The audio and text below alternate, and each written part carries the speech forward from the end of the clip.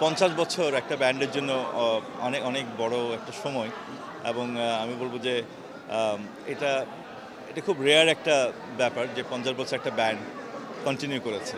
So continue করার জন্য যাদের অবদান বেশি তাদেরকে আমি তাদের প্রতি কৃতজ্ঞতা জানাচ্ছি। কারণ আমরা সোলস তৈরি হয়েছিল 1972 তে সুরালা নামে। ওটার নাম পরিবর্তন হয় সোলস হয় 1973 তে। 74 এ আমি জয়েন করি। 74 এর আগে আমি জয়েন করার আগে ওরা কখনো মৌলিক গান করতো না। কাভার সং করতো বা ফোক গান করতো। আমি জয়েন করার পর ১ম যে কাজটা আমি চেষ্টা করেছি সেটা হচ্ছে মৌলিক গান তৈরি করা। মানে ব্যান্ডের জন্য নিজস্ব গান তৈরি করা।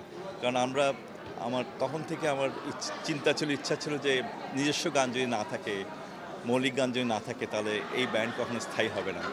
সো এটাই আমার চিন্তা ছিল, ভাবনা ছিল, সেখান থেকে শুরু। এবং ৫০ বছর পূর্তি হচ্ছে সোলসের, এটা ভেবে খুবই ভালো লাগছে। কারণ আমি কখনো ভাবিনি এই গানগুলো এতদিন বেঁচে থাকবে।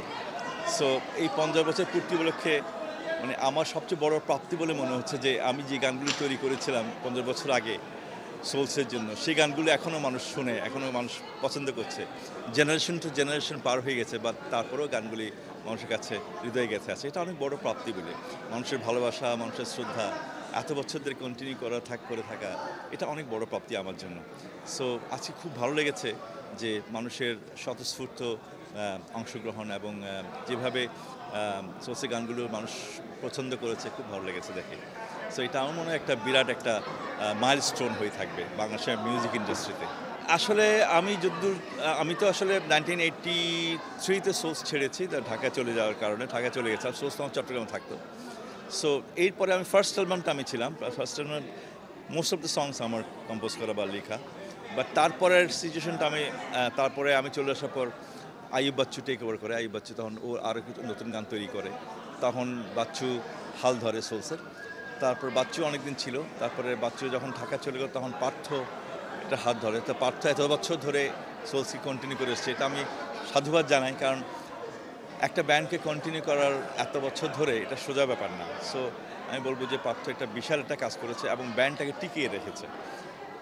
এবং এই গানগুলো যে এখনও প্রত্যেকটা গান মানুষ পছন্দ করে, শুনছে এবং আজকেও দেখলাম যে সবাই খুব পছন্দ করছে। সো আমি বলবো এটা সোলস একটা ব্যান্ড না, শুধু একটা ইনস্টিটিউশন, একটা বাংলাদেশের জন্য একটা বাংলাদেশের মানুষের কাছে যে হৃদয়ের একটা কাছাকাছি ব্যান্ড। সো সেটাই আমি মনে করি। তো আশা করব সোলস অনেকদিন টিকে থাকবে, ১০০ বছর টিকে থাকবে, সেটাই আমরা দোয়া করি। এটা আসলে সোলসের পার্থ বলতে পারবে, বর্তমান যারা আছে তারাই বলতে পারবে। আমি তো সোলস এখনও নেই। সো পরিকল্পনা থাকা উচিত, অবশ্যই থাকা উচিত আমি মনে করি। সো সেটা আমার মনে হয় পার্থ বড়ুয়া এটা ভালো বলতে পারবে, বা সোলসের এটা সবাই ভালো বলতে পারবে। পরামর্শ হচ্ছে যে সোর্সটাকে টিকিয়ে রাখা, কন্টিনিউ করা এবং মৌলিক গান, আরও কিছু ভালো ভালো মৌলিক গান উপহার দেওয়া। কারণ বাংলাদেশের, আমি যদি বলি আমার ব্যক্তিগত মতামত, এটা বাংলা গানে দুটো মূল উপজীব্য আছে। একটা হচ্ছে লিরিক্স, মানে গানের কথা, গানের কলি, লিরিক্যাল ভ্যালুস, এবং হচ্ছে মেলোডি। এই দুটাকে বেস করে যদি বাংলা গান না হয় তাহলে টিকে থাকা খুব মুশকিল।